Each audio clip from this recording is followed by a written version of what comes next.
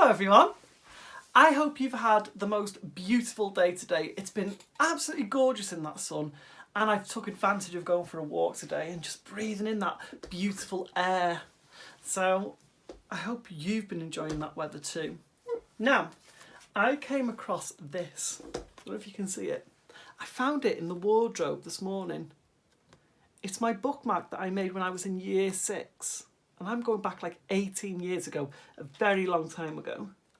I created this and I've kept it because I was so proud of it at the time. And I still am now. It's my own bookmark of my favourite book at the time. That still is really. And yeah. So, why don't you make a bookmark for your favourite book? And you can keep it like I've done all these years. Nice little project. So, moving on to chapter 16, Bruno is about to meet his mum and dad again, as a mouse. How are they going to react? I can't wait to find out. So, if you want to read along with us, you can click the link above to the PDF copy. If you've got your own copy of the book, you can read along with us. Or, you could also read along with the story on the screen. Again, I'm sorry if it's a little bit blurry. Thank you so much for your likes. Thank you for your shares, and thank you for your comments that keep coming in. I'm still enjoying it. I'm trying to think about the different stories that we can read along with each other. If you get a chance, there's a link to the YouTube video that takes you to my channel with all the different chapters on there. If you've missed a chapter, read it, but if you could share it, that would be great also, so other people can read along with us. So, if you're sitting comfortably, let's begin. Chapter 16. Mr. and Mrs. Jenkins meet Bruno. My grandmother carried me back into her own bedroom and put me on the table. She set the precious bottle down beside me. "What time are those witches having supper in the dining room?" she asked. 8 o'clock, I said. She looked at her watch. "It is now 6:10, she said. "We've got until 8 o'clock to work out our next move." Suddenly, her eye fell upon Bruno. He was still in the banana bowl on the table. He had eaten 3 bananas and was now attacking a 4th. He had become immensely fat.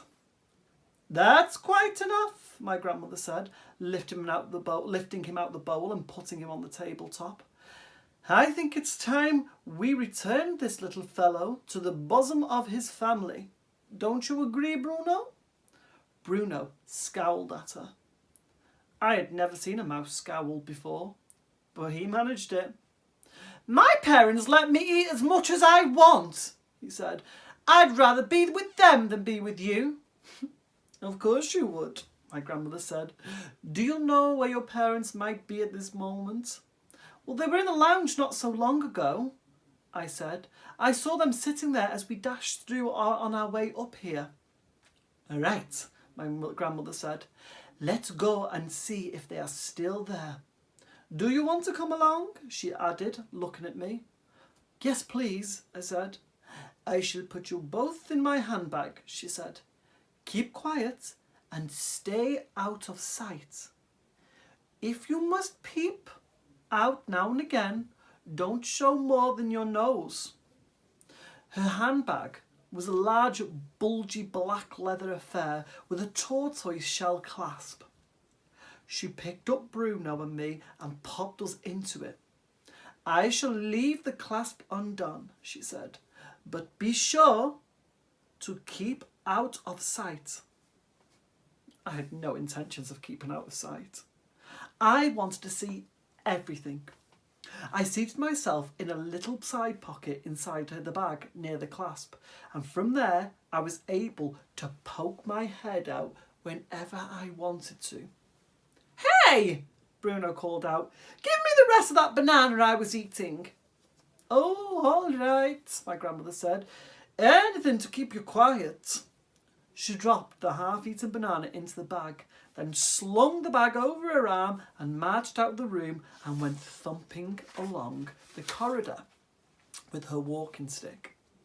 We went down in the lift to the ground floor and made our way through the reading room to the lounge.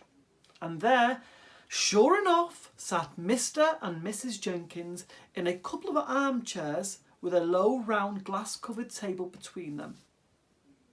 There were several other groups in there as well, but the Jenkins were the only couple sitting alone. Mr. Jenkins was reading a newspaper. Mrs. Jenkins was knitting something large and mustard-coloured. Only my nose and eyes were above the clasp of my grandmother's handbag, but I had a super view. I could see everything. My grandmother, dressed in black lace, went thumping across the floor of the lounge and halted in front of the Jenkins table. "Are you Mr. and Mrs. Jenkins?" she asked. Mr. Jenkins looked at her over the top of his newspaper and frowned. "Yes," he said, "I am Mr. Jenkins. What can I do for you, madam?" "I'm afraid I have some rather alarming news for you," she said. "It's about your son, Bruno." "What about Bruno?" Mr. Jenkins said. Mrs. Jenkins looked up but went on knitting. "What's the little blighter been up to now?" Mr. Jenkins asked. "Raiding the kitchen, I suppose?" "It's a bit worse than that," my grandmother said.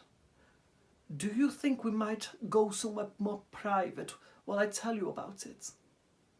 "Private?" Mr. Jenkins said. "Why do we have to be private?"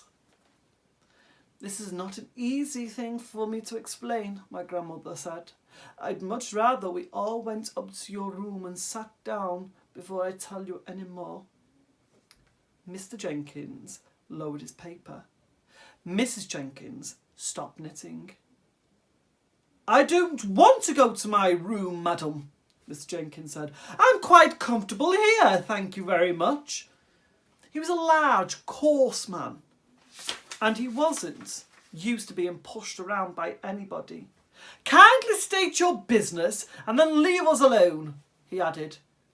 He spoke as though he was addressing someone who was trying to sell him a vacuum cleaner at the back door. My poor grandmother, who had been doing her best to be as kind to them as possible, now began to bristle a bit herself. "We really can't talk in here," she said. "There are too many people. This is a rather delicate and personal matter."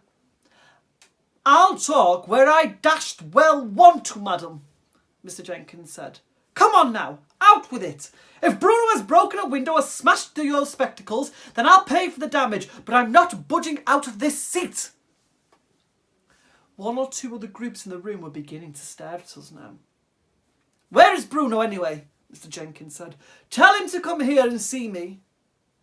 "He's here already," my grandmother said. "He's in my handbag." She patted the big floppy leather bag with her walking stick. "What the heck do you mean he's in your handbag?" Mr. Jenkins shouted. "Are you trying to be funny?" Mrs. Jenkins said, very prim. "There's nothing funny about this," my grandmother said. "Your son has suffered a rather unfortunate mishap." "He's always suffering mishaps," Mr. Jenkins said. "He suffers from overeating and then he suffers from wind. You should hear him after supper. He sounds like a brass band.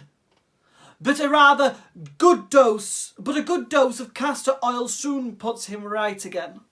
Where is the little beggar?"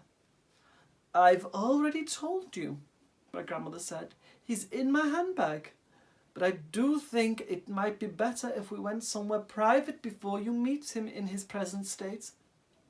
"Oh, the woman's mad," Mrs. Jenkins said. "Tell her to go away." "The plain fact is," my grandmother said, "that your son Bruno has been rather drastically altered." "Altered?" shouted Mr. Jenkins. "What the devil do you mean, altered?" "Go away," Mrs. Jenkins said. "You're a silly old woman." "I am trying to tell you as gently as I possibly can that Bruno really is in my handbag," my grandmother said. "My own grandson actually saw them doing it to him." "Saw who? Doing what to him? For heaven's sake!" shouted Mr. Jenkins. He had a black moustache which jumped up and down when he shouted. Saw the witches turning him into a mouse, my grandmother said. Call the manager, dear, Mrs. Jenkins said to her husband. Have this madwoman thrown out of this hotel. At this point, my grandmother's patience came to an end. She fished around in her handbag and found Bruno. She lifted him out and dumped him on a glass-topped table.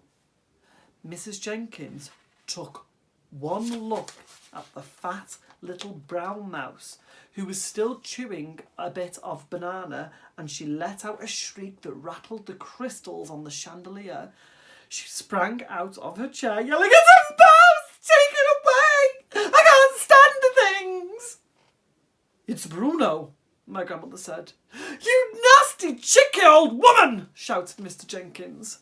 He started flapping his newspaper at Bruno, trying to sweep him off the table. My grandmother rushed forward and managed to grab hold of him before he was swept away. Mrs. Jenkins was still screaming her head off, and Mr. Jenkins was towering over us and shouting, Get out of here! How dare you frighten my wife like that? Take your filthy mouse away this instant! Help! Screamed Mrs. Jenkins. Her face had gone the colour of the underside of a fish. Well, I did my best, my grandmother said, and with that she turned and sailed out of the room, carrying Bruno with her. I hope you all thoroughly enjoyed that chapter. I shall see you on Monday, where we'll be finishing. Actually, next week will be our final week on this story. And I'm quite sad to think that it's got 1 week left. But I'll see you on Monday, where we can carry on reading these chapters. Have a great weekend.